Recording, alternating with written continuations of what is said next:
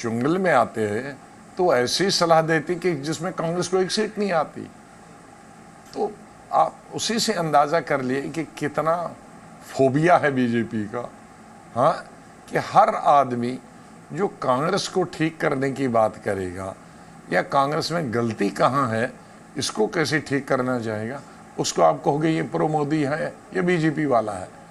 तो कैसे ये कांग्रेस ठीक हो जाए? मैं ये भी समझना चाहता हूँ, क्या आपने राहुल गांधी के कारण कांग्रेस छोड़ी, ये मैं निष्कर्ष निकालूं तो ठीक है? देखो, प्रॉब्लम, हमें पूरी आज़ादी थी, इस बुक में पूरा लिखा है, मैं बताऊंगा नहीं, फिर लोग बुक किताब नहीं पढ़ेंगे, और किताब नहीं पढ़ेंगे तो पूरी समझ नहीं आएगी। मुझे तो पढ़ने के बाद लग रहा है कि आपको पार्ट 2 भी लिखना ही पड़ेगा। हाँ, ये भी, लेकिन ये लोगों ने नहीं पढ़ी है। इंटरव्यू के लिए राहुल गांधी का उल्लेख कहाँ, वो उतना पढ़ते हैं, मोदी के बारे में कहाँ लिखा उतना पढ़ते हैं, लेकिन बुक ना मोदी आप पर लिखी गई है ना राहुल जी पर लिखी गई। उनका एक पासिंग रेफरेंस है। हमारी 50 साल की जो जर्नी है उसमें कहीं एक आध शब्द गलत हो सकता है, क्योंकि जल्दी मुझे कंप्लीट करना पड़ा। ये मैंने कोविड में शुरू की थी, मुझे पहले वाले कोविड में करनी थी, दूसरे में की, और इस बीच में ये पॉलिटिकल अपहीवल्स हुआ कि मैंने पार्टी बनाई। तो फिर मुझे जिस चीज़ से इसे दोबारा देखना चाहता 2-3 वो नहीं मैं कर पाया। वो गलती कहीं हो सकती है जिसको कोई उठाएगा और मैं उसको ठीक करूँगा गलती में दूसरे एडिशन में, और वो हमेशा होता है। और फिर मैंने कुछ 30% जो और लिखना था वो छोड़ दिया और मैंने कहा कि अगले एडिशन में लिखेंगे, एडिशन में नहीं, जो इसका दूसरी बुक है। और उसके साथ साथ ही एक बड़ा डिफाइनिंग साल है ये आने वाला साल। इसमें 2-3 चीज़ें तो ऐसी होनी है कि जिसकी आज कोई कल्पना नहीं कर सकता। शुरू करेंगे अगर हम जम्मू कश्मीर से, तो पहली दफ़ा मेरे ख्याल में 7 दशकों के बाद, 70 साल के बाद इलेक्शन होंगे, जब ये यूटी होगी, जब स्टेट नहीं है या बगैर आर्टिकल 370 के होगी। तो एक बड़ा नई चेंज होगी आज़ाद हिंदुस्तान में। जम्मू कश्मीर किस करवट बदलता है, इसी तरह से स्टेटों के कई इलेक्शन होने वाले। फिर पार्लियामेंट वाला इलेक्शन तो सबसे बड़ा एक रेवोल्यूशनरी चीज़ होगी। क्या यही पार्टी दोबारा आएगी तीसरी दफ़ा, वो भी एक रिकॉर्ड होगा। नहीं आएगी और ये गवर्नमेंट हटती है, कैसे हटती होगी, वो भी अपने आप में रिकॉर्ड होगा। अब पॉइंट पे आते हैं। मेरा सवाल सीधा, क्या गुलाम नबी आज़ाद जी ने 50 साल से ज़्यादा के बाद, एक आधे शताब्दी के बाद, ये पार्टी राहुल गांधी के कारण छोड़ी? कह रहा हूँ कि देखो, हमें कभी किसी विवाद आता था, होता था, खत्म होता था। बड़े लीडरों के साथ विवाद हुए। जब हम मिनिस्टर थे, केसरी जी किस वक्त विवाद हुए, संभल गए।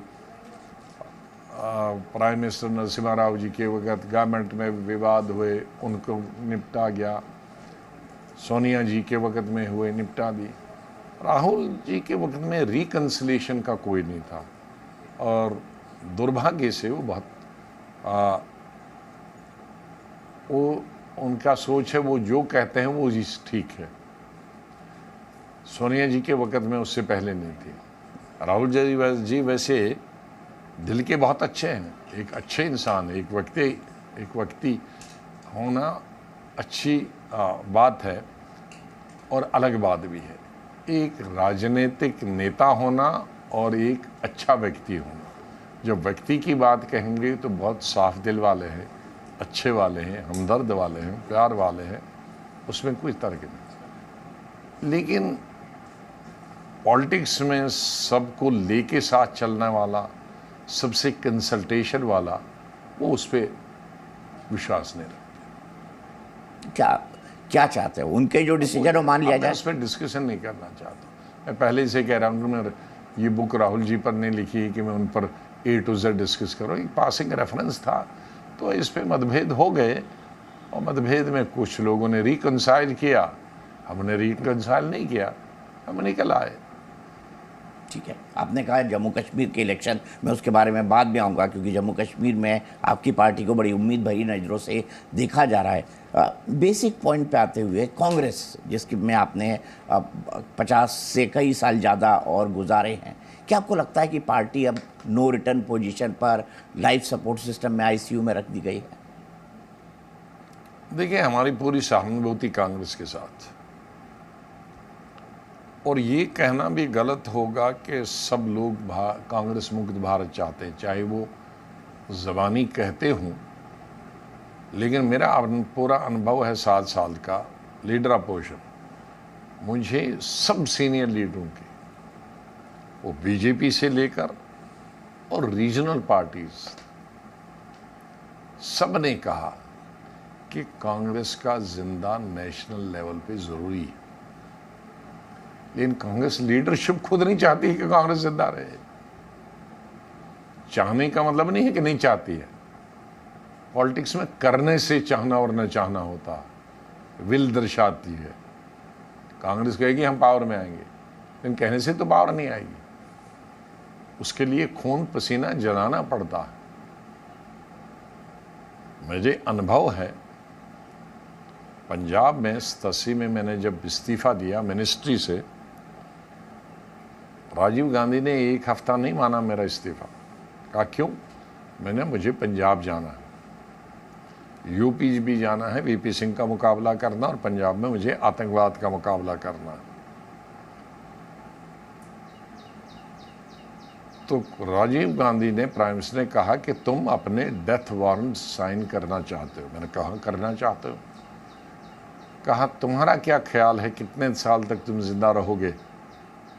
मैंने कहा 6 महीनों के अंदर अंदर। तो कहा तुम 6 महीनों में मरना चाहते हो?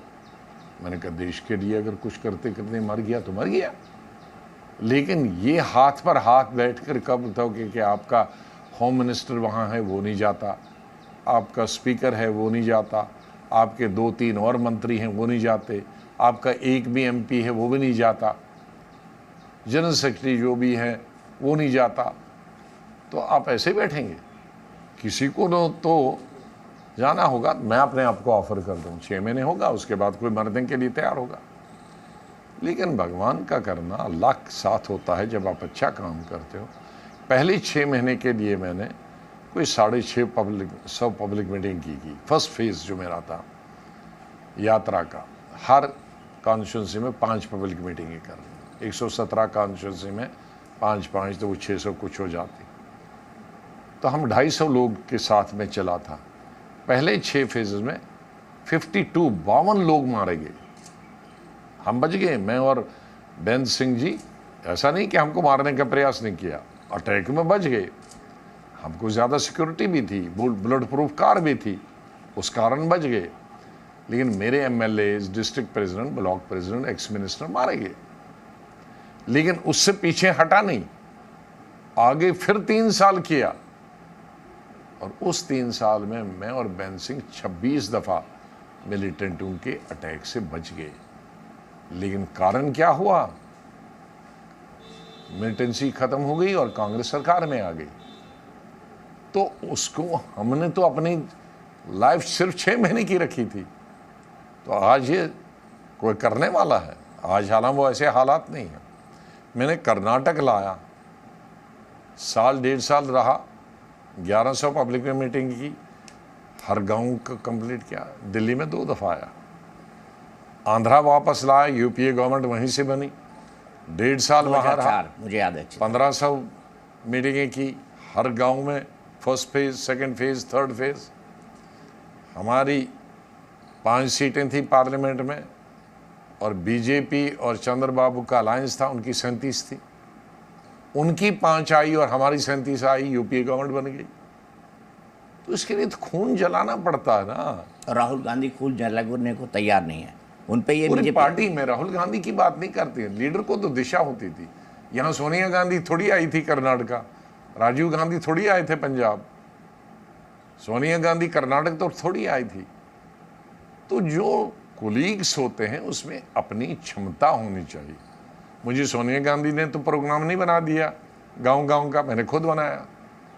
मैंने आंध्रा का फर्स्ट फेज, सेकंड फेज, इन सोनिया गांधी ने तो मुझे नहीं बताया कि दिल्ली नहीं आना, हैदराबाद नहीं आना। लेकिन जिम्मेदार लोग नहीं हैं। आज वहाँ वही लोग हैं जो टेलीविज़न पे आए, उसी में खुश हो जाते हैं कि कांग्रेस बन गई।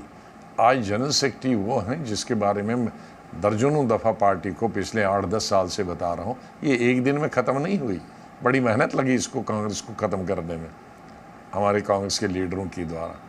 मैंने कई दफ़ा राहुल जी को भी, सोनिया जी को आपके अधिकतर, हम तो 1.5 साल में आते थे, 1-1 साल से आते थे अपनी स्टेटों से, और वहाँ भी कैपिटल में कभी नहीं रहते थे।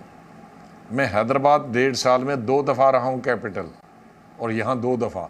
उसका मतलब है सब विलेजेस में काटी है, सरपंच के, उसके, फलां, ब्लॉक प्रेसिडेंट के, ब्लॉक मेंबर के, खाना जो वो खाते हैं, खेतों में टॉयलेट करने गए। तो मैंने इनको बताया कि आपके जनरल सेक्रेटरी आज किसी कैपिटल में जाते हैं, मीटिंग, स्टेट के इंचार्ज, बोर्डिंग कार्ड शाम को ले आते हैं, 5 स्टार में रहते हैं। मैं 5 स्टार के खिलाफ नहीं हूँ, लेकिन कोई किसी जनरल सेक्रेटरी को जो कि गांव में गया है, डिस्ट्रिक्ट में गया है, ब्लॉक में गया, जिस स्टेट का मैं इंचार्ज था, पीसीसी प्रेसिडेंट और सीएलपी लीडर से डबल मुझे जानकारी थी उस विधानसभा की, उस विलेज की। तो आपको क्या लगता है ये कल्चर कांग्रेस में क्यों खत्म हुआ? क्योंकि लीडरशिप को मालूम ही नहीं है कैसे आती है, और वो हमारे जैसे लोगों से पूछने के लिए तैयार नहीं है। फिर राहुल गांधी किनसे पूछते हैं? हैं? किनसे पूछते हैं राहुल गांधी, अगर आप जैसे लोगों से नहीं पूछते तो? अगर कोई पूछने वाला होता तो पूछता, भाई ये पंजाब कैसे आया था, ये कर्नाटक कैसे आया था, ये आंध्रा कैसे आया था, ये केरला कैसे आया था, जो मैं अपन जिनका मैं इंचार्ज, ये तेलंगाना, ये क्या कहते हैं, ये क्या कहते हैं, ये अपना पांडिचेरी कैसे आया था। पूछे तो कोई, उस पर अमल तो करे। एक ऐसा नहीं पूछना इधर सुन लिया, या सुनने के लिए आधा घंटा की हिम्मत नहीं है। राजीव गांधी को अगर, जैसे मैंने पंजाब बताया, ये फेज कैसे 52 लोग मर गए, और ये उसने 4 घंटे निकाले, मुझे बता दो, सब मीटिंग कैंसल, प्राइम मिनिस्टर होकर मुझे बताओ ये कैसे मरे और तुम कैसे बचे। 4 घंटे सुनने के लिए प्राइम मिनिस्टर को टाइम है, कांग्रेस प्रेसिडेंट को टाइम है। वो आज गुलाम नबी को ये नहीं कहता कि भाई हमने बहुत तुम्हें दिया, वो कहता तुम्ही ने सब कुछ दिया। आज जो बैठे हैं जिनको हमारी हिस्ट्री नहीं मालूम, कांग्रेस ने बहुत दे दिया। अरे हमने दे दिया, आपने खाया, अब उसमें हमको भी टुकड़ा मिल गया है, लेकिन हमने तो ला के दिया, कमा के दिया। तो ऐसे लोग बैठे हैं। मैं बहुत स्ट्रेट सवाल आपसे पूछता हूँ, क्या Rahul Gandhi part time politics करना चाहते हैं कि भाई थोड़े दिन करी फिर गायब, थोड़े दिन करी फिर गायब? क्या ये पार्ट टाइम पॉलिटिक्स है? देखो, मैं हमेशा कहता हूँ, मैं राहुल गांधी की नहीं, हर आदमी के लिए पॉलिटिक्स 24/7। इंदिरा गांधी के लिए, नेहरू के लिए, राजीव गांधी के लिए पॉलिटिक्स 24/7। राहुल गांधी के लिए कहाँ है? वो तो आते हैं चले जाते हैं। हाँ, इस बार यात्रा जरूर कर ली उन्होंने। उनके लिए 24 मिनट्स। सोनिया जी बहुत टाइम देती थी, 24/7 नहीं कहता, लेकिन जितना एक लेडी को, और वो भी सेट न ठीक के होकर देना चाहता उतना देती थी, बल्कि उससे ज़्यादा देती थी। ये यंग आदमी हैं, अनमैरिड हैं, कोई बच्चों का ख्याल नहीं रखना, उनको देखना चाहे। वो अपने बाप का अगर 1/4 भी देते बहुत काफ़ी था। लेकिन फिर खाली राहुल गांधी का नहीं है, सवाल है आपकी टीम कौन है, टीम का बैकग्राउंड कहाँ। क्या इनका बैकग्राउंड कांग्रेसी है? क्या ये इनका बैकग्राउंड ऑर्गेनाइजेशन है, या लेटरल एंट्री से आए हैं? तो आदमी को खुद सोचना चाहिए। जहाँ तक मैं जानता हूँ, एक तो एनएसजी के हैं, एक सेक्रेटेरियल। अब उसमें कोई नहीं, मैं इवन जनरल सेक्रेटरीज की बात करता हूँ, मैं स्पोक्स पर्सन्स की बात करता हूँ, उनकी बैकग्राउंड तो मालूम करो। ये सर्विसेज से आए हैं, कांग्रेस से आए हैं, क्या ब्लॉक में काम किया है, क्या डिस्ट्रिक्ट में काम किया है, क्या यूथ कांग्रेस में काम किया है, क्या एनओसीआई में काम किया है, पेरेंट ऑर्गेनाइजेशन में काम किया है। बैकग्राउंड तो मालूम नहीं। ऐसा नहीं अच्छा बहुत अच्छे लगते हो, यंग हो, ठीक है, तुम जनरल सेक्रेटरी बनाओ, नहीं। तो अपनी टीम का सिलेक्शन करना, उनका बैकग्राउंड देखना, उनकी रुचि देखना, उनका एप्टीट्यूड देखना। जब आपके ऑफिस में कोई होगा, अच्छा मिनिस्टर हो सकता है, अच्छी अंग्रेजी बोलने वाला मिनिस्टर हो सकता है, अच्छा एडमिनिस्ट्रेटर हो सकता है, लेकिन वो फ्लॉप पॉलिटिशियन हो सकता है ऑर्गेनाइजेशन में, वो ब्लॉक के लिए। मैं बहुत सारे लोगों को मैं जानता हूं जो कैबिनेट मिनिस्टर बहुत कामयाब है, बट मेरा बस चले मैं उसको ब्लॉक प्रेसिडेंट भी नहीं बनाऊं, कि उसका एप्टीट्यूड नहीं है, उसको लोगों से हैंडल करने का तरीका नहीं है, वो अफसरशाही है। मैं किसी का मिसाल नहीं, बट मैं ऐसे लोगों को भी हमारे साथ ही हैं। हाँ, उसको वो दे दो काम जो उसको आता है, जो नहीं देते हो, लेकिन जब उसको ऑर्गेनाइजेशन का काम दे दो तो वो जीरो कर देगा। अच्छा आजाद साहब, आप इतने साल रहे गांधी परिवार की कई पीढ़ियों के साथ आपने काम किया। कांग्रेस ये बोलते हैं गांधी परिवार ही कांग्रेस है, इनके बिना कांग्रेस नहीं चल सकती, आप भी ये मानते हैं? देखो, एक गांधी परिवार एक वक्त तक यूनिफाइंग फोर्स था,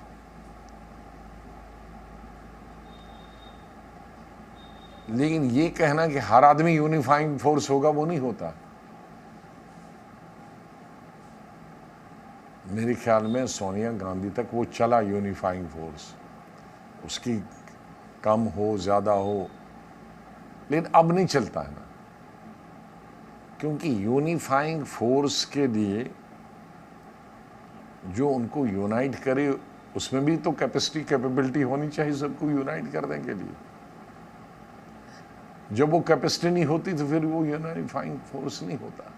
जो लोग राहुल गांधी को समझते हैं, कांग्रेस के अंदर भी कांग्रेस के बाहर भी कई लोग स्टडी करते हैं, आखिर इतने बड़े नेता हैं वो कहते हैं, सॉरी कुछ कह रहे थे? नहीं, मैं ये कहना चाहता था, मैं राहुल जी पर डिस्कशन नहीं करना चाहता था। आखिरी सवाल राहुल जी पर नहीं, उसने इतनी बुक लिखी है। बुक पे मैं आ रहा हूँ, मैं बेसिकली कश्मीर पे आना चाहता था। एक आखिरी सवाल मैं आपसे जानना चाहता हूँ, मुझे बताइए, राहुल जी तो ठीक, प्रियंका जी से बहुत उम्मीद थी, अब वो जाने, वो हम तो मैं उसको बेटी कहते हैं और बेटी कहते रहेंगे। राजीव जी की बेटी है हमारी बेटी जैसी है। बेटी तो राहुल जी की है, लेकिन हमारी बेटी जैसी है। जैसी मेरी बेटी है वैसी वो बेटी है, उसका भी वही रिस्पेक्ट देता मैं अपनी बेटी को देता।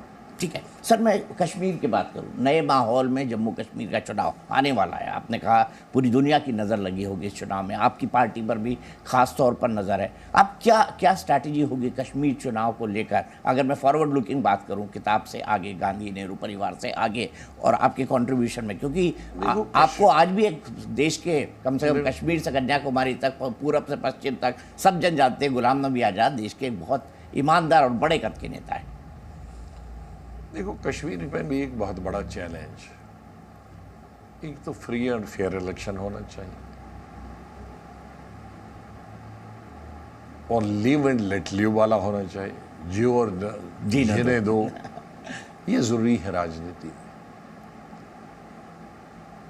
इन 4 वर्षों में कश्मीर में लोगों को बड़ी तकलीफें हुई, इक्तिसादी तौर तक, आर्थिक तौर पर, जम्मू वालों को भी और कश्मीर वालों को। कश्मीर में हमारा पर्यटन, टूरिज्म खत्म हो गया, अब इस साल शायद हो जाए अच्छा। कश्मीर में हमारा हैंडीक्राफ्ट खत्म हो गया, कश्मीर में हमारा फ्रूट हार्टिकल्चर तबाह बर्बाद हो गया। फ्रूट जब होता भी है अच्छा, तो उसको बाहर मंडी तक पहुंचाने के लिए ट्रांसपोर्टेशन की प्रॉब्लम, ये तमाम चीज़ों में बर्बाद हो गई। जम्मू में हमारा ट्रांसपोर्ट ख़त्म हो गया, ट्रांसपोर्ट इंडस्ट्री ख़त्म हो गई। हमारे जो उद्योग जम्मू में थे, सांबा कठुआ, वो ख़त्म हो गए, बंद पड़ गए। और आज भी हमारे कोई ज़्यादा रिसोर्सेज नहीं है, हमारे रेत है ज़्यादा से ज़्यादा, थोड़े से पत्थर है, दरिया बहुत है, वो भी आज सब बाहर से ले रहे हैं। जम्मू की रेत हो, कश्मीर के हैं, सब बाहर वाला ठेकेदार है, बाहर वाला मजदूर है, बाहर वाला ट्रक वाला है, बाहर वाला ट्रैक्टर वाला है। तो जम्मू वाला जो कंट्रैक्टर है, मजदूर है, ट्रॉली चलाने वाला है, वो कहाँ जाएगा? कश्मीर वाला वो कहाँ जाएगा? तो ये तमाम चीज़ों की लड़ाई हम लड़ रहे हैं। शायद ये यहाँ बैठकर उनको समझ नहीं आती। हमारा कोई बड़ा इंडस्ट्री नहीं है उद्योग, दुर्भाग्य से हम एंड स्टेट हैं, जहाँ से हिंदुस्तान शुरू होता है या हिंदुस्तान जहाँ ख़त्म होता है। जी बिल्कुल सही। जितने भी हिंदुस्तान में बीच वाली स्टेटें, इनको फ़ायदा होता है, उनके बीच में एक स्टेट से दूसरी स्टेट के लोग रहते हैं, तो रात को यहाँ रहेंगे, ढाबा में भी खाएंगे, परचेजिंग भी करेंगे, होटल में भी रहेंगे, 5 स्टार भी, 3 स्टार भी, 2 स्टार भी, बिजनेस भी करेंगे, दुकान पे भी जाएंगे, वहाँ भी जाएंगे, टैक्सी का भी इस्तेमाल करेंगे। आधा तो यहाँ करोड़ पॉपुलेशन फ्लोटिंग होती है, यहाँ हो, यूपी हो, बिहार, क्योंकि बीच में जाना है। हमारे तो जो जाएगा जम्मू कश्मीर के लिए तो वही जाएगा, और तो कहीं जाना नहीं। एक तरफ से पाकिस्तान है, POK है, और दूसरी तरफ से चाइना है, कहाँ जाएगा? तो इसको हैंड होल्डिंग की ज़रूरत है जम्मू कश्मीर को, चाहे वो जम्मू सूबा हो या कश्मीर हो। ठीक है। तो वो समझ नहीं आई इस गवर्नमेंट को, आज की गवर्नमेंट। ये ठीक है कि मिलिटेंसी ख़त्म हो गई इस गवर्नमेंट में, ये ठीक है कि स्ट्राइकें, हड़तालें ख़त्म हो गई, स्टोन पेल्टिंग ख़त्म हो गई, लेकिन उतना ही नहीं है। आर्थिक, इक़्तिसादी सबसे बड़ी चीज़ तो रोटी है ना, एंड अनएम्प्लॉयमेंट कई गुना बढ़ गई है। हमारी तो नौकरी ही इंडस्ट्री है। अगर यहाँ एक जगह एक टीचर लगाना है, हमारे 5 टीचर लगाने पड़ेंगे, लेकिन ये जगहें खाली होकर भी नहीं भरी जाती। अच्छा, एक चीज़ जानना चाहूँगा सर, जब आप जम्मू कश्मीर का चुनाव लड़ेंगे, और हो सकता है शायद वो पहला चुनाव हो आपकी यंग पॉलिटिकल पार्टी के लिए, क्या 370 की वापसी एक मुद्दा हो सकता है? देखो, मैंने तब भी 370 को डिफेंड किया था, और मैंने, मेरे ख्याल में 40 चैनल से मैं पिछले 4 दिन से बात कर रहा हूँ। मैंने कहा कि मेरा सोच आज से 4 साल पहले जो थी 370 के बारे में, वही आज भी है, बदले नहीं है। 370 को बदलना गलत था। और क्यों गलत था? क्योंकि 370 को हटाने का बीजेपी ने जब नारा आज से 70 साल पहले दिया था, उस वक़्त का 370 अलग था, आज का 370 खोखला था, इसमें कुछ नहीं था। उस वक़्त जब था, उस वक़्त सब कुछ हमारा अपना था, प्राइम मिनिस्टर अपना, राष्ट्रपति अपना, सब कुछ अपना। लेकिन आहिस्ता आहिस्ता प्राइम मिनिस्टरशिप ख़त्म हो गई, राष्ट्रपति को गवर्नर आया, चीफ मिनिस्टर आया, हिंदुस्तान के सब कानून लागू वहाँ हो गए, सुप्रीम कोर्ट वहाँ लागू हो गया, इलेक्शन कमीशन वहाँ लागू हो गया, सब IB वहाँ लागू हो गई, CBI वहाँ लागू हो गई, इनकम टैक्स लागू हो गया, सब कुछ। अब तो कुछ भी नहीं है उसमें। अब सेंटीमेंट, तो सेंटीमेंट, मैंने उदाहरण दिए, एक नए उदाहरण दिए जो आज तक किसी को मालूम नहीं। जैसे बाबरी मस्जिद, 500 साल पहले, 600 साल, 700 साल पहले। हिंदुस्तान में आज लाखों मस्जिदें होंगी। किसी ने बाबरी मस्जिद देखी है? केरल वाले ने, या कश्मीर वाले ने, या यूपी के ही सब लोगों ने देखी है, या नमाज पढ़ने गए हैं? नहीं। सेंटिमेंट। राम मंदिर हो, हिंदुस्तान में लाखों मंदिर होंगे, बड़े मंदिर हैं, शानदार मंदिर हैं, लेकिन राम मंदिर जी का सेंटिमेंट कितने सालों से चल रहा। जब तक राम मंदिर नहीं बना तो वो सेंटिमेंट ख़त्म नहीं हुआ। सेंटिमेंट, दक्षिण में अंग्रेजी भी जानते हैं, हिंदी भी जानते हैं, लेकिन भाषा सेंटिमेंट है। हिंदी भाषा के नहीं कहेंगे, हमें अपनी भाषा चाहिए। और जबकि मैं जानता हूं कि मुझसे अच्छी हिंदी जानने वाले, पढ़ने वाले प्रभाकर, जो हिंदी की बड़ी बड़ी डिग्रियां हैं, सब तमिल वाले हैं, लेकिन लैंग्वेज हमें अपनी चाहिए। भावनात्मक मुद्दा। कश्मीर में चाहे आपने प्राइम मिनिस्टर भी ले लिया, राष्ट्रपति भी ले लिया, आपने सुप्रीम कोर्ट भी लागू कर दी, इलेक्शन कमीशन भी लागू की, सीबीआई भी लागू किया, इनकम टैक्स भी लागू किया, हिंदुस्तान का जो हमारा पार्लियामेंट कानून बनाए वो सब लगाए, लेकिन सेंटिमेंट तो है ना। अब सेंटिमेंट तो आप निकाल नहीं सकते, उसको कैसे निकालोगे? ठीक बात। अब एक आखिरी सवाल सर, 2024 लेकिन जी, हटाने वालों को सोचना चाहिए था कि इसमें तो है ही नहीं कुछ रखा, तो काहे को हम उन्होंने भी तो सेंटीमेंट के लिए हटाया सर। नहीं सर, उसमें कोई सेंटीमेंट, किसका सेंटीमेंट? कौन हिंदुस्तान में खुश हुआ? कौन यूपी में आपको 370 पर वोट देने वाला? कौन आपको बंगाल में? उसके बाद इतने इलेक्शन हुए, आई थिंक बंगाल का इलेक्शन उसके बाद हुआ, तो किसने आपको वहाँ वोट दिया? इस पर आपका गुजरात इलेक्शन हुआ तो हाँ, आपका जो हार गए हिमाचल में, तो आपको 370 तो वहीं सबसे, ये तो हिंदू स्टेट है ना, और जम्मू कश्मीर तो उसके बाजू में है, क्यों नहीं दिए लोगों ने 370 पर वोट? ठीक है सर। या पंजाब भी साथ में है, क्यों बीजेपी को वहां नहीं दिए 370 पर वोट? तो मेरे कहने का मतलब है, उसका कोई गवर्नमेंट को, बीजेपी को लाभ नहीं हुआ। जब लाभ नहीं हुआ, सिर्फ नुकसान ही नुकसान हुआ कि एक बॉर्डर स्टेट के लोग जो खुश थे उनको नाखुश कर दिया। ठीक है, मुझे एक बात बताइए सर, आप राज्यसभा के लीडर ऑफ अपोजिशन रहे, जब तक आप रहे, आपके मीटिंग में स्ट्रैटेजी सेशंस, विपक्षी पार्टियों की बैठक, कैसे सरकार को घेरना है, कई सारी स्ट्रैटेजी बनी और राज्यसभा चला भी, मतलब आपके नेतृत्व में as a leader of opposition Rajya Sabha ने बहुत काम किया। मैं आपसे समझना चाहता हूँ, एक सेंस आता है लीडर ऑफ अपोजिशन जब आप रहते हैं, कौन आपके साथ आ सकता है, कौन नहीं आ सकता है। कांग्रेस चाहती है कि उसके नेतृत्व में या सभी अपोजिशन दल एक हो जाएं मोदी जी को हराने के लिए। हालांकि चुनाव में अब कोई बहुत ज़्यादा वक्त नहीं बचा, तो क्या अपोजिशन एक हो पाएगी राहुल जी के नेतृत्व में? कांग्रेस अपोजिशन पार्टीज की बात कर रहा हूँ मैं सर। होना चाहिए, लेकिन मैं संभावना बहुत कम देखता हूँ। मैं एकता के पक्ष में हूँ, लेकिन खाली कहने से नहीं होता है, उसके लिए कुछ बुनियादी चीज़ें ज़रूरी होती हैं जो मुझे दिखती नहीं है।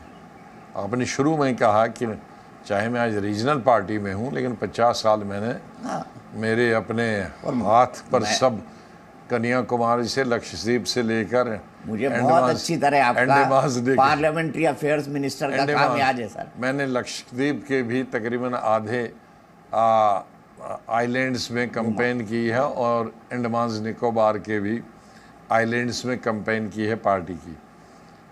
और मेनलैंड की तो अरुणाचल प्रदेश से लेकर तो और जम्मू कश्मीर तक की है।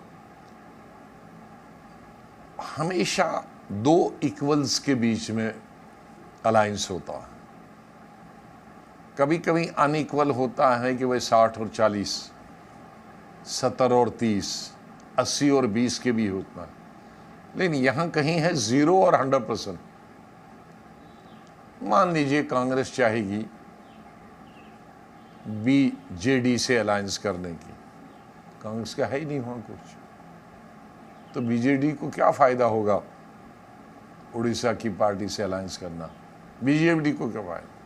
मान लीजिए कांग्रेस चाहेगी ममता जी से अलायंस करना, 0 एमएलए है वो कांग्रेस का, तो वो क्या देगी और वो इनको क्या देगी? कोई उसको कोई फायदा नहीं। मान लीजिए कांग्रेस चाहेगी यूपी, दूसरी बड़ी स्टेट, 80 सीटें, क्या देगी अखिलेश दास को? 0। अखिलेश यादव को या अखिलेश यादव 2 सीटें जीती, वो अपने आप से जीती है, कांग्रेस की तरफ से नहीं जीती है। वो प्रमोद तिवारी जीत गया है और एक हमारा बैकवर्ड लड़का है, उसको सब पार्टी ने, उसका नहीं चाहा था, सब पार्टीज़ ने, जब वो हारा था, सब पार्टीज़ ने कहा था कि भाई आप 60 वोट से 50 वोट से हारते हो, अगली दफ़ा हम सब पार्टियां आपको देंगे। वो अपनी तरफ तो क्या देगी, तो क्यों करेगा अखिलेश यादव ये इस तरह की? दिल्ली में क्या कांग्रेस देगी, पंजाब में क्या देगी? तो बहुत सारी ऐसी स्टेटें हैं कि कांग्रेस को देने के लिए कुछ नहीं, दूसरी पार्टियों को भी इन लोगों को देने के लिए। अब मैं यहाँ कांग्रेस की फेवर की भी बात करता हूँ। ये तमाम चीज़ें, अखिलेश जी हों या ममता जी हों या आप हों, ये कांग्रेस को क्या देंगे राजस्थान में? ये छत्तीसगढ़ में क्या देंगे कांग्रेस को?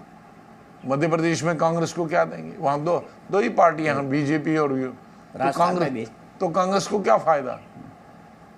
तो अलायंस में क्या देंगे वो इसको, और वो इनको क्या देंगे? कांग्रेस का इनमें क्या बेनिफिट है और कांग्रेस को वहां कोई देगा नहीं, उनको क्या बेनिफिट है? तो फिर क्या देंगे? वो लॉजिकल पॉइंट, इसीलिए तो मैंने आपको ये अनुभव के आधार पर पूछा, क्योंकि आपने कई गठबंधन सरकार में बहुत महत्वपूर्ण भूमिका निभाई है। गिव एंड टेक की बात होती है, तो गिव एंड टेक के लिए किसी के पास कुछ नहीं है। ठीक है, एक आखिरी इसलिए पोस्ट इलेक्शन ज्यादा चांसेस है, क्योंकि सब अपनी अपनी टेरिटरी जीत के आएंगे, फिर वो अपनी स्ट्रेंथ के आधार पर बार्गेनिंग करेंगे। अभी तो किसी की कोई स्ट्रेंथ नहीं है, अभी क्या बार्गेनिंग करेंगे, क्योंकि अभी बस देने कुछ नहीं है। पर आपको लगता है, आपको नहीं लगता 2024 में ऐसे हालात में मोदी जी तो पक्के लग रहे हैं, जिस तरह का काम कर रहे हैं, जिस तरह की मेहनत बीजेपी कर रही है? राजनीति में कब क्या होता है, अनप्रिडिक्टेबल राजनीति होती है, और वोटर कब क्या किस तरफ जाएगा ये वो भी अनप्रिडिक्टेबल होता है। हमने अपने आप में देखा है, कई मिसालें देखी। इमरजेंसी के बाद लोग समझते थे कि स्वीप हो जाएगा, तो उल्टा स्वीप हो गया। 2004 में सोचते थे शाइनिंग इंडिया, तो उल्टा हो गया। अभी 2014 में हम कहते थे यूपीए 1 और यूपीए 2 ने बहुत बड़ा काम किया, बीजेपी खत्म हो गई, तो कांग्रेस ही खत्म हो गई, हम एलओपी नहीं बना पाए। तो इसलिए ये किसी भी पार्टी के लिए सोचना, इसीलिए अंतर है बीजेपी और कांग्रेस में। वो 365 दिन का इलेक्शन कैंपेन में मोड में होते हैं, और कांग्रेस इलेक्शन अनाउंसमेंट के बाद कैंपेन शुरू करती है। कभी कभी तो बाद में भी नहीं करते, बाद में भी करते। यही तो हम विवाद अंदर में लड़ते थे, साल भर पहले कैंडिडेट होने चाहिए, 6 महीने पहले कैंडिडेट होने चाहिए, कैंपेन कमेटी 1 साल पहले बनती है। हद है कि कैंपेन कमेटी आधा इलेक्शन स्टार कैंपेनर्स, और स्टार कैंपेनर्स रहते हों 40 में से 2 ही को लोग बुलाते हैं। मतलब ऐसे स्टार कैंपेनर हैं, मैं इनका तो 15-20 साल का अनुभव है, 40 की लिस्ट बनी और ऐसे से मैं बैठे, सिर्फ 2 ही आदमी को वो कैंडिडेट बुलाते हैं, बाकी 38 का पता नहीं। 38 साल खाली आपने लिस्ट भरनी है। ठीक है सर, चलते चलते तो जब तक ये हम ऑप्टिक्स के लिए पार्टी बनाएंगे तो पार्टी ऑप्टिक्स में ही रहेगी। टेलीविज़न के लिए जब तक हम पार्टी बनाएंगे तो टेलीविज़न में ही रहेगी। ठीक है, आज़ाद पार्ट 2 कब आएगा सर? पार्ट 2 एक तो 30-40% मेरा पढ़ाना ही 52 साल का बचा है, उसमें बड़ा खट्टा भी है, मीठा भी है। अब उस खट्टे मीठे को कितना खट्टे को कम करना है और मीठा में बदल जाए, क्योंकि मैं नहीं चाहता कि ज़्यादा खटास पैदा हो। और मैंने जो शुरू किया कि ये 1-1.5 साल जो इवेंट हैं ये बड़े निर्णायक हैं, हिस्टोरिकल हैं, आने वाला इसका बहुत हिस्ट्री पर और आने वाली पीढ़ी पर बहुत असर होने वाला है। उसको मुझे देखना है गहराई से, क्योंकि इस पे मुझे बड़ा ज़ोर लगाना दिमाग पर, मुझे कोई मेमू लिखा नहीं था, तो दिमाग से ही जितना याद था उतना उसमें डाला। बल्कि आज मैं जब कोई पूछता है सवाल तो मुझे बहुत सारे चीज़ें याद आती है, अरे छूट गई। तो अब ये इवेंट से 1.5 साल के मुझे ज़रा ध्यान से रिकॉर्ड करने हैं और इन इवेंट्स को कैप्चर करना है। तो मतलब दूसरा बम भी तैयार है आपके पास? नहीं, बम नहीं, एक नई जनरेशन बहुत सारे हैं, उनको मालूम नहीं है। सही बात है सर। हाँ, और अनुभव मैं ये मानता हूँ, अनुभव का कोई सानी नहीं है। अनुभव का कुछ कोई सानी। इस अनुभव पर भी मैंने बुक में लिखा है। ज्ञानी जी में और हम बहुत क्लोज हैं, मैंने लिखा है उस पर भी बहुत। इंदिरा जी तो जब गृह मंत्री बनाए उन्होंने ज्ञानी जी को, तो मैंने इंदिरा जी से हम बड़ी लिबर्टी लेते थे संजय गांधी की वजह से। हम यंग लोग, और मैं तो लेता ही था कम से कम लिबर्टी। तो मैंने एक दिन इंदिरा जी से पूछा कि आपने ज्ञानी जी को होम मिनिस्टर बनाया है, ये तो बेचारे अनपढ़ हैं, 5वीं क्लास है, ये क्या करेंगे होम? तो इंदिरा जी ने कहा, देखो ऑफिसर पढ़ा लिखा होना चाहिए, पॉलिटिशियन को अनुभव होना चाहिए। तो अनुभव इसका है, पीसीसी प्रेसिडेंट रहा है, चीफ मिनिस्टर रहा है, और कामयाब चीफ मिनिस्टर और कामयाब पीसीसी प्रेसिडेंट रहा। तो बाद में मैंने 1.5 साल तक वो राष्ट्रपति बनने तक गृह मंत्री रहे।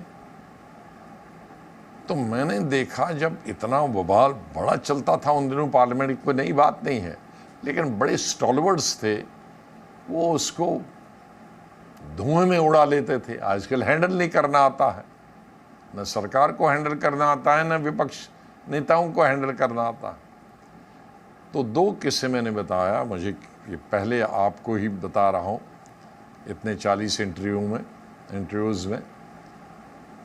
तो दंगे हुए थे कहीं, उन दिनों बड़े बड़े दंगे होते हैं, आज बड़े शोर मचाते हैं कि डेमोक्रेसी खतरे में है, उन दिनों बड़े दंगे होते थे, 400, 500, 600, 1000 आदमी मर जाते थे दुर्भाग्य की बात। तो हो गया लॉ एंड ऑर्डर पर। तो एक तरफ से प्राइम मिनिस्टर थी, उसकी अलग सीट थी, और फिर दूसरा जो बेंच है जिसमें मंत्री, उसमें एक पे किनारे पे होम मिनिस्टर थे या, और उसके दूसरी तरफ से दाईं साइड से लॉ मिनिस्टर थे शिवशंकर। तो भाषण होम मिनिस्टर ने दिया, अब इंदिरा जी बैठी हैं। तो उन्होंने कहा कि भाई मुझे जितना कहना था मैंने कह दिया, अब उसके बाद कुछ और कहना है। एक तरफ से मेरा ऑर्डर है, एक तरफ से मेरा लॉ है, और दूसरी तरफ से ऑर्डर है। लॉ दिखाया लॉ मिनिस्टर की तरफ, ऑर्डर एक तरफ से मेरा लॉ है, दूसरी तरफ से ऑर्डर है। तो ये बताइए ये ऑर्डर कैसे ठीक होता? तो हंस हंस के लोग मर गए, तालियां बजा के बैठ गए। वो सवाल किसी ने पूछा ही नहीं। कहा एक तरफ से लॉ है, लॉ एंड ऑर्डर पे डिस्कस है, मुझे तो इतना ही कहना, बाकी कुछ कहना, एक तरफ से मेरी लॉ है, दूसरी तरफ से ऑर्डर है। हाँ? तो आप शब्दों से भी जो है आप हाउस को ब्लू बिल्कुल आप मतलब लाजवाब कर देते हैं। लाजवाब करते हैं। किसी ने वो हंसने में ही कुछ 5 मिनट गए तो किसी ने तब तो भूल गए, किसी ने पूछ रहा क्या था, और चेयरमैन को भी मौका मिला हो कि thank you very much, discussion हो गया। हाँ, उसके चेयरमैन भी होशियार होना चाहिए कि हंसी हंसी में फिर सीरियस नहीं है, आप इसको ख़त्म करो। दूसरी दफ़ा उन्होंने फिर बड़ा सीरियस था, तो उन्होंने कहा कि कौन याद रखता है अंधेरे वक्त के साथियों को। भाषण खत्म किया, आगे कुछ आ नहीं रहा था, उनसे बन नहीं रही थी बात। तो कहा कि कौन याद रखता है अंधेरे वक्त के साथियों को, रोशनी होते ही चिराग बुझा दिए जाते हैं।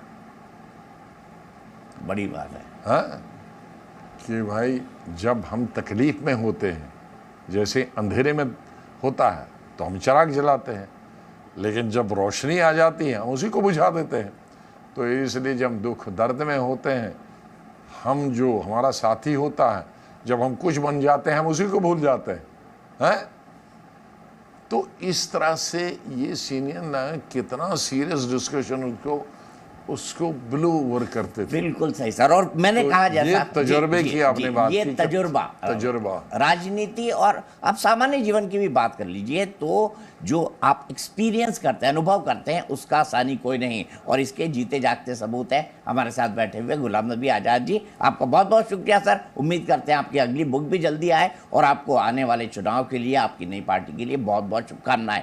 तो हमारी इस खास पेशकश में अभी के लिए इतना ही, लेकिन खबरों का सिलसिला लगातार जारी है। तो जी न्यूज से एक्सक्लूसिव बातचीत में बोले हैं गुलाम नबी आजाद और कश्मीर में निष्पक्ष चुनाव बड़ी चुनौती है, बड़ी बातें उन्होंने कही। कांग्रेस राहुल पर भी निशाना साधा, बोले नेहरू, इंदिरा, राजीव के लिए राजनीति 24 घंटे थी, लेकिन राहुल के लिए राजनीति 24 घंटे नहीं 24 मिनट की है। ये बड़ी बातें गुलाम नबी आजाद ने कही हैं। उन्होंने ये भी कहा कि राहुल गांधी दिल के साफ हैं, लेकिन अच्छे नेता नहीं बन पाए। यानी इंसान अच्छा होना और अच्छा नेता बन पाना दोनों अलग अलग बातें हैं। गुलाम नबी आजाद ने ये तमाम बातें कही। क्या Rahul Gandhi part time politics करना चाहते हैं कि भाई थोड़े दिन करी फिर गायब, थोड़े दिन करी फिर गायब? क्या ये पार्ट टाइम पॉलिटिक्स है? देखो, मैं हमेशा कहता हूं, मैं राहुल गांधी की नहीं, हर आदमी के लिए पॉलिटिक्स 24/7। इंदिरा गांधी के लिए, नेहरू के लिए, राजीव गांधी के लिए पॉलिटिक्स 24/7।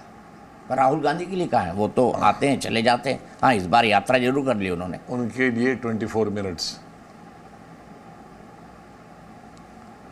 सोनिया जी बहुत टाइम देती थी, 24/7 नहीं कहता, लेकिन जितना एक लेडी को, और वो भी सेट न ठीक के होकर देना चाहता उतना देती थी, बल्कि उससे ज़्यादा देती थी। ये यंग आदमी हैं, अनमैरिड हैं, कोई बच्चों का ख्याल नहीं रखना, उनको देखना चाहे। वो अपने बाप का अगर 1/4 भी देते बहुत काफ़ी था। लेकिन फिर खाली राहुल गांधी का नहीं है, सवाल है आपकी टीम कौन है, टीम का बैकग्राउंड कहाँ? क्या इनका बैकग्राउंड कांग्रेसी है? क्या ये इनका बैकग्राउंड ऑर्गेनाइजेशन है? जी न्यूज़।